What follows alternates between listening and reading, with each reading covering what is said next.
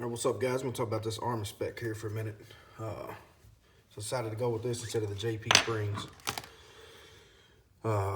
Definitely seems to be pretty good build quality. You know, even like how they got the little groove where you can get that rubber O-ring out. Being a dual spring, it's pretty neat. You know, you got one long spring and you got that secondary spring there, so that grabs the shock from that boat carrier coming back. And, you know, then you got the rest of that for the two-stage recoil there. Listen, I was gonna run it in an A2 stock, so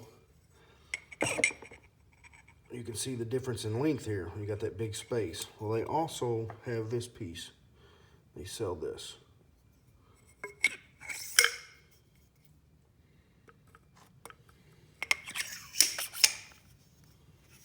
So if there's pressure, tension against that, no sound,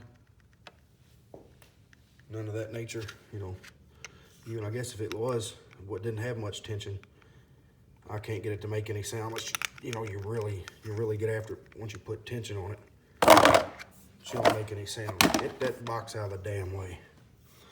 So thought that was kind of neat. Like I said, the simple, very simple installation on this. All right, so this is just a standard collapsible stock here.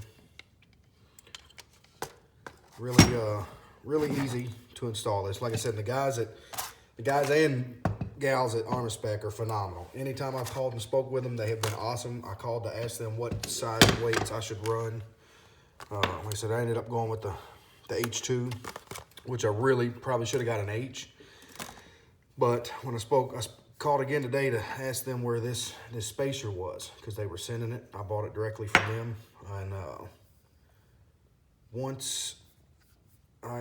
I spoke with them, you know, I was saying, you know what, I think the H2 may be too much. I'm running a rifle that may be undergassed. You know, I don't know if it's gonna have enough. So if it's undergassed, you know, I'd need a larger or a lighter buffer. But you can unscrew this with the Allen wrench here and put on new weights. So I'm sorry, one side's a torque, one side's a Allen. So you can put on different weights and stuff. Just replace this piece here. So I may buy an H just to have it. But as far as I can tell, the craftsmanship, the feel, you know, it feels phenomenal. Very simple to install. And when I spoke with the gentleman, I see a lot of mixed reviews stating, hey, don't take the buffer detent out, you know, take the detent out, blah, blah, blah, you gotta have it out. No, it's made to run and operate with the detent in it. It's very simple installation.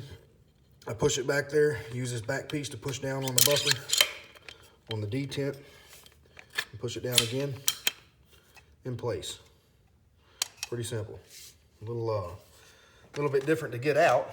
Let me attach this upper to this lower here, and we'll run her back. So to me, it makes a pretty big difference. Don't mind the flat dart there. It's not, don't make it that ping. That is a little, you're hearing that rubbing. You can see right here, it's a brand new upper. I haven't shot any rounds through it. Haven't even oiled it. But there's definitely more tension. You can feel, about right here, you can feel it in gauge. There's definitely, you know, it's a lot stronger right there. So, more tension, but hopefully it's going to take care of the recoil and get all that out underway. And we'll see how it operates with the H2, because I do hand load, so I load them a little bit hotter than most. Once I get it out to the range, knock some rounds down, we'll see what she does. But so far, I'm super impressed with this. Everything I'm putting into this rifle. You know what? There's a lot of parts that are still to come on it, but like I said, so far I'm pretty happy. Can't complain. But that's all I got for now. Just kind of wanted to show. Like I said, I guess I could have took it back out. It's a little bit harder to get back out than what it is to get in. Let me run through that real quick. just so you got an idea.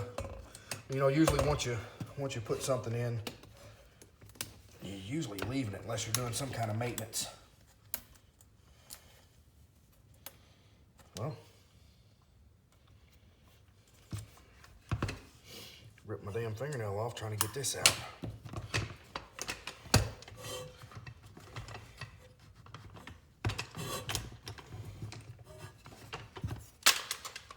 So another deal too is people were complaining of like the JP Springs hits.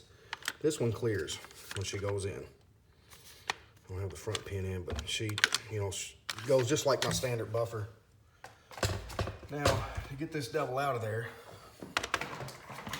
let's go fancy. Snap on the jigger I got.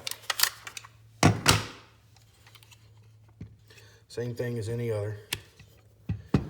Press down on that detent, right? Don't need to be looking at the camera trying this. But once she's cleared that, then you can get it to drop free. And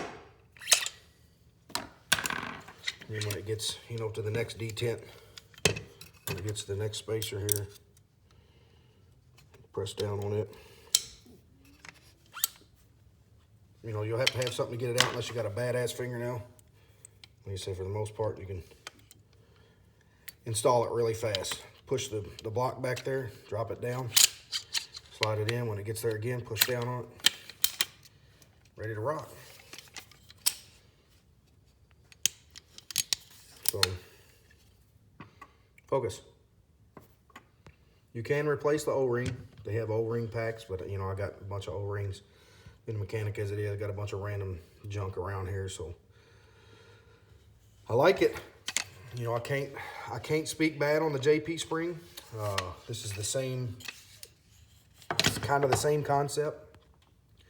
So don't own a JP spring, haven't used one yet, but this was a lot cheaper than that. I think they're 80 bucks, $79 or something of that nature. You can't beat it. This thing was $6 for the spacer, and they shipped it to me in 2 days. So I'm running an A2 stock, and we'll see how she handles.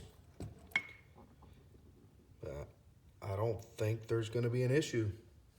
Little bit of tension coming back.